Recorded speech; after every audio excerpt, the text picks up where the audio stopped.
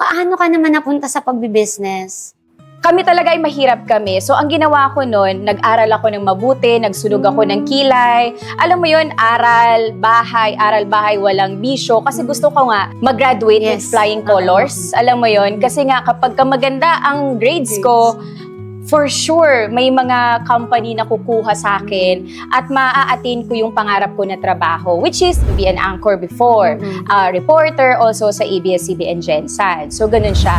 Paano naman ako nag-business? Actually, employee mindset talaga ako. It was really my husband na nagkumbinsi sa akin na nakita yung potential ko na magsisales, pagtitinda. Ako kasi hindi ko alam na meron akong potential noon. Yung husband Pero ko... noon, nagbebenta-benta ka na?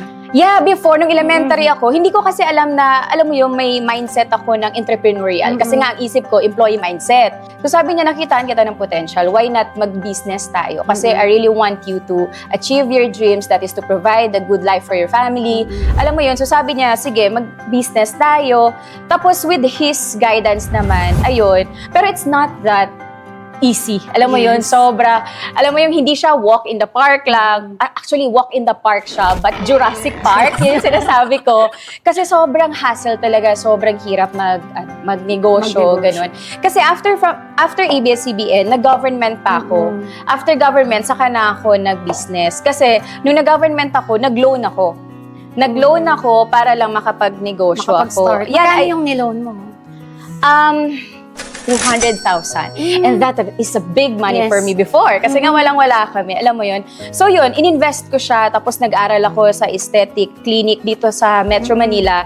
Pero yung pagkikilay, paglalashes, yun yung business ko before. At tinawag ko yun na Chai's Beauty Lounge. Pero before, nung elementary pa ako, nagbebenta na ako ng yema, hot cake, mga ganon.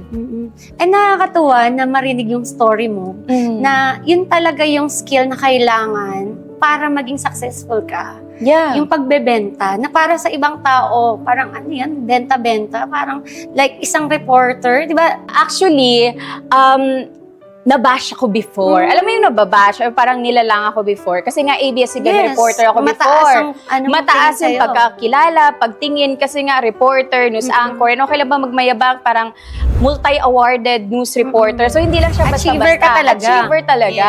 Tapos bigla ako nag-online seller. Nagla-live sell, bumili na po kayo ng sabon. So mga ganun ang ginagawa ko. So sinasabi nila, akala ko ba cum laude yan? Akala ko ba news reporter yan? Akala ko ba ano yan, mataas yung rango sa government. Eh bakit ngayon online seller na lang? Yes. So Mababa ganun kasi siya. ang tingin nila sa online seller. Yes, pero hindi nila alam yung isang araw ng online seller, pwedeng isang taon na sweldo natin kayang-kaya sa isang upuan. Ako kasi talaga, lahat ng trabaho, as long as marangal, dapat hindi nila lang yan. Basta kinuha ng legal, ng maayos, yung panghanap buhay natin, dapat nga, pinipraise natin yan eh. Kesa naman gumawa ka ng krimen just to have a money, hindi pwede yun.